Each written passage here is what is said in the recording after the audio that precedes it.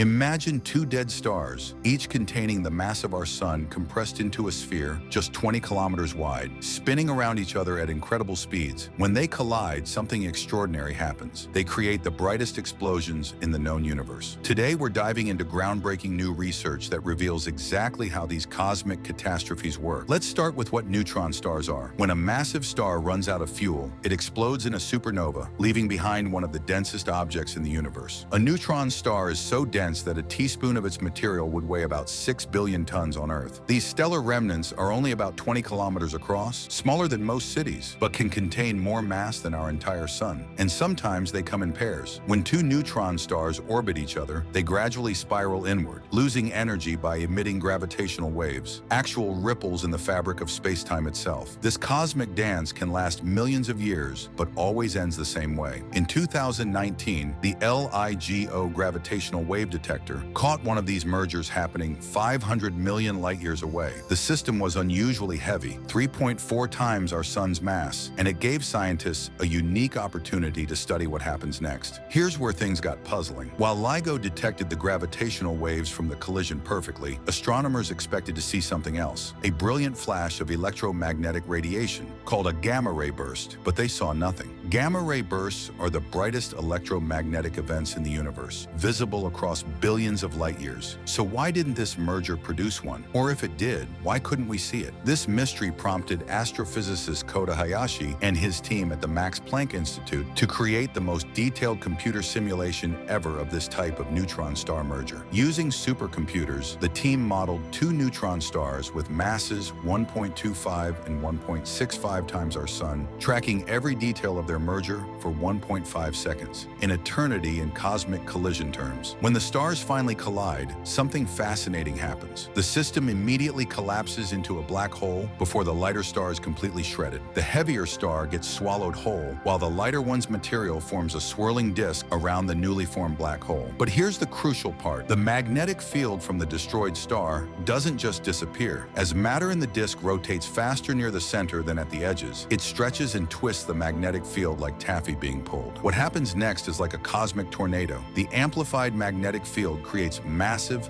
twisted structures extending thousands of kilometers from both poles of the black hole. These act like electromagnetic cannons. The system then launches bidirectional jets of superheated matter at nearly the speed of light, about 300,000 kilometers per second. These jets punch through space with incredible energy and focus. If one of these jets happens to point toward Earth, we see it as a gamma-ray burst, a flash of radiation so bright it can outshine entire galaxies for seconds or minutes. So why didn't we see the electromagnetic signals from that 2019 merger? The simulation suggests the jets were probably launched but might not have pointed in our direction, or the jet material might not have escaped the black hole's gravitational pull. This explains why some neutron star mergers produce visible gamma-ray bursts while others seem to go dark. It's all about the angle and the specific conditions of the merger. This research is helping astronomers know what to look for in future detections, combining gravitational wave data with electromagnetic observations to get the complete picture of these cosmic catastrophes. From the collision of two dead stars comes one of the universe's most violent and beautiful phenomena. These simulations reveal the hidden mechanics behind some of the most extreme physics in the cosmos.